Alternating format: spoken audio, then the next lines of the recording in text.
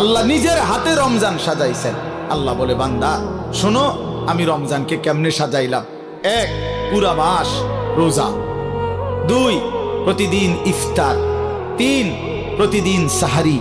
4, প্রতিদিন 20 রাকাত তারাবি। 5, শেষ দশকে এতেকাফ। 6, শেষ দশকের বেজর রাত্রিতে শবে কদর। এরপরে 7, একটা নফল একটা ফরজের সমান।